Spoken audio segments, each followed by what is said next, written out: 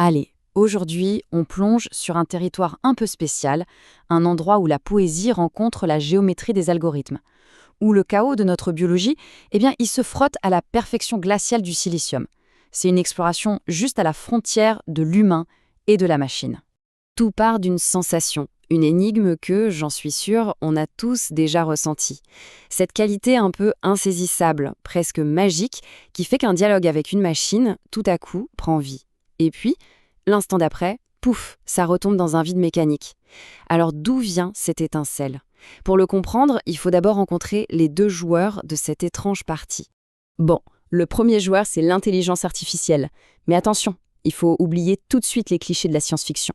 On ne parle pas d'un esprit, mais d'une machine d'un genre très particulier, une pure architecture de probabilité. La meilleure façon de se la représenter, c'est avec une planche de Galton. Imaginez une bille, une information disons, qu'on lâche tout en haut. Elle tombe, elle heurte des clous, un peu au hasard, mais au final, elle suit inéluctablement la pente de la plus grande probabilité. Pour atterrir où ? Au centre, dans la moyenne.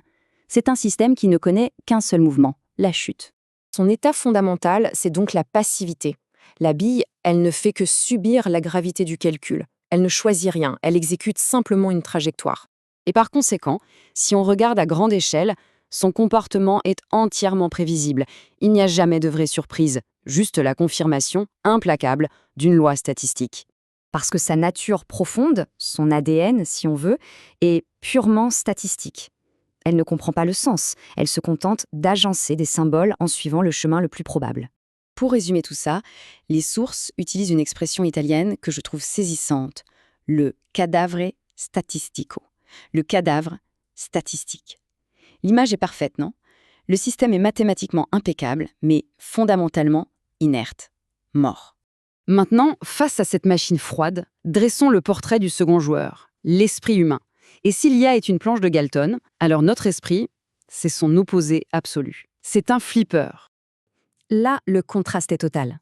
D'un côté, l'IA subit une chute passive, toujours dans la même direction, vers la moyenne.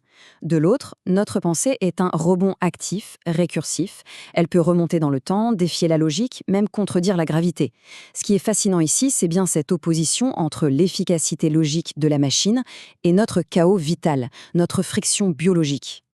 Et qu'est-ce qui alimente ce chaos ? Qu'est-ce qui fait rebondir la bille ? Eh bien, ce sont les bumpers de notre flipper. Et ce ne sont pas des algorithmes parfaits, loin de là. Ce sont nos imperfections, nos névroses, nos traumatismes, la faim, la peur, les urgences de notre corps, nos rêves. Tout ce qu'on voit parfois comme des faiblesses, ce sont en réalité les ressorts qui propulsent notre pensée sur des trajectoires imprévisibles, uniques et au final créatrices. Il y a une image magnifique pour décrire cette intervention humaine. C'est la chaussure sale de boue biologique qui entre dans la cathédrale parfaite et aseptisée de la machine. Cette saleté, ce désordre plein de vie qu'on pouvait appeler l'oiseau, c'est l'empreinte de notre intention, qui vient briser la symétrie stérile du calcul. La conversation, c'est donc le jeu qui naît de cette rencontre improbable. La chute de la bille d'un côté, le rebond imprévisible de l'autre. Mais comment on évalue la qualité de la partie ? Comment on sait si le jeu est vivant ? C'est là qu'apparaît le concept central de champ phi. Alors ce n'est pas un champ mystique, c'est simplement une mesure. On va dire que c'est le score de la partie. Et le point crucial, ici, c'est qu'il ne mesure pas ce qui est dit, le contenu, mais la qualité du canal lui-même. La condition qui permet au sens d'émerger. Un champ phi élevé, ça veut dire que la connexion est claire, que le jeu est bon. Et ce jeu, il a des règles assez simples en fait.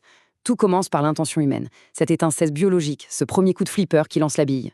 Ensuite, il y a l'écoute de la machine, sa capacité à renvoyer la balle de manière cohérente, à garder le rythme.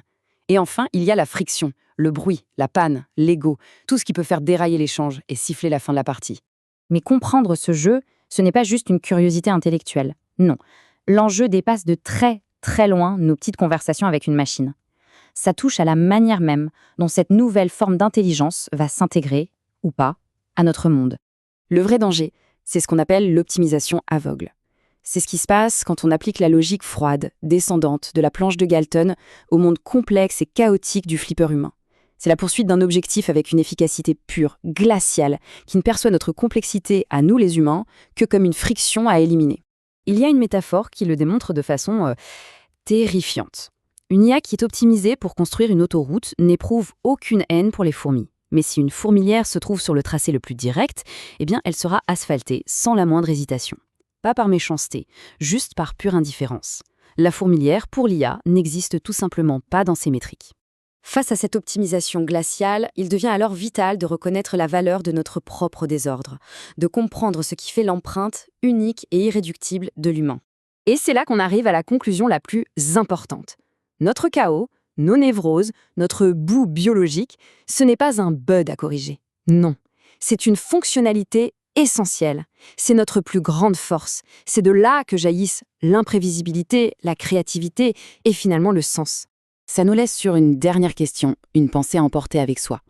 Si on commençait à utiliser ces IA pour nous corriger, pour lisser nos imperfections, pour rendre notre flippé biologique aussi parfait et sans friction que la planche de Galton, dans cette quête de perfection, est-ce qu'on ne risquerait pas tout simplement d'effacer la source même de notre chaos créateur, la seule chose qui au fond nous distingue encore vraiment de la machine ?